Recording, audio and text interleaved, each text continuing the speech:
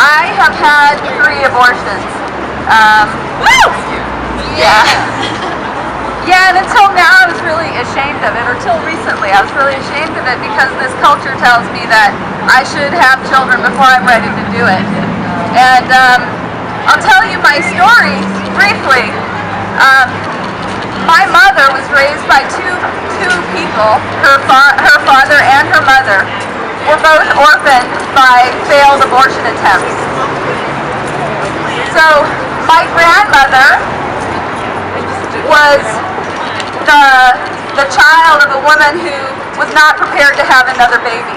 She didn't have enough support from her husband, and she already had 4 babies that were 2, 3, 4, and 5 at home when she found out that she was pregnant again. And she was in an abusive situation, and she didn't have the ability to do what some of these people who insist that we all have to do to bear children against our will. She didn't have the ability. She did not have the resources to bring one more child into this world. So she was told about somewhere she could go through El Paso, Texas, and this was in the 20s, early 20s. Actually, no, it was actually before this. In the 1910-11,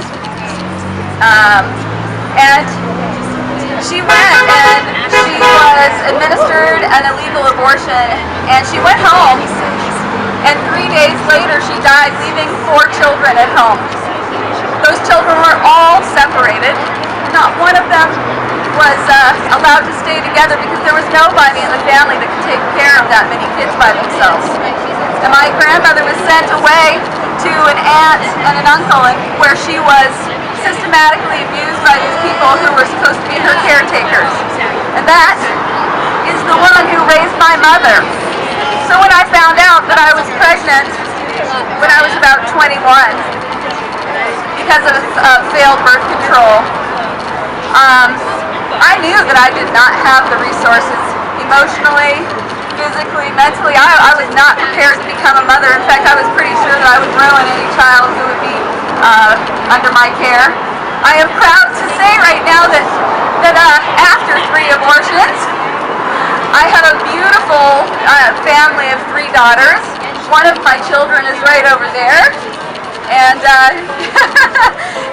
and she wouldn't be here, and she wouldn't be fine and well and capable and strong if I had been forced to have a child against my will. I know that for a fact.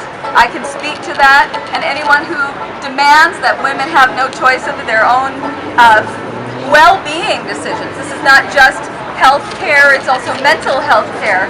We need to be able to decide these things for ourselves. Thanks.